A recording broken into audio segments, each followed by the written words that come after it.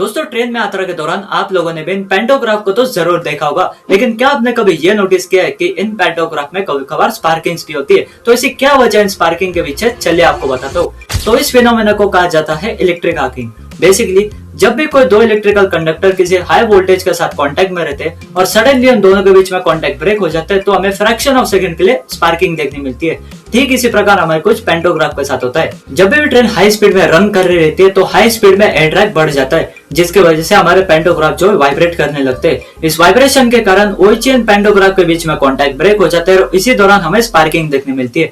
ये स्पार्किंग पूरी तरीके से नॉर्मल है और ये पैंटोग्राफ के ऊपर शॉर्ट टर्म में नहीं लेकिन लॉन्ग टर्म में डैमेजेस जरूर दे सकती है। इन डैमेजेस को अवॉइड करने के लिए पैंटोग्राफ के ऊपर स्पेशली कार्बन या ग्रेफाइट का एक स्ट्रिप लगाया जाता है ताकि OHC एंड पैंटोग्राफ के बीच में कांटेक्ट अच्छे से बना रहे। लेकिन हाई स्पीड में कंटिन्यूअस OHC के साथ कांटेक्ट में रहने के कारण ये कार्बन स्ट्रिप का सरफेस रफ हो सकता है, जिसकी वजह से ये कार्बन स्ट्रिप वेयर आउट हो सकती है। ये कार्बन स्ट्रिप कम से कम वेयर आउट हो, इसलिए OHC वायर्स को हमेशा एक जिगजैग पैटर्न में लगाया जाता है ताकि जब भी ट्रेन हाई स्पीड में रन कर रही है तो ये कार्बन स्ट्रिप का सरफेस OHC के साथ कांटेक्ट भी बना रखे और इसका सरफेस भी कम वेयर आउट हो सके। तो उम्मीद है कि आप लोगों को समझ में आ गया होगा कि पैंटोग्राफ में हमेशा स्पार्किंग्स क्यों होती है। ऐसी और इन्फॉर्मेटिव वीडियोस देखने के लिए चैनल को फॉलो या सब्सक्राइब जरूर कर ले।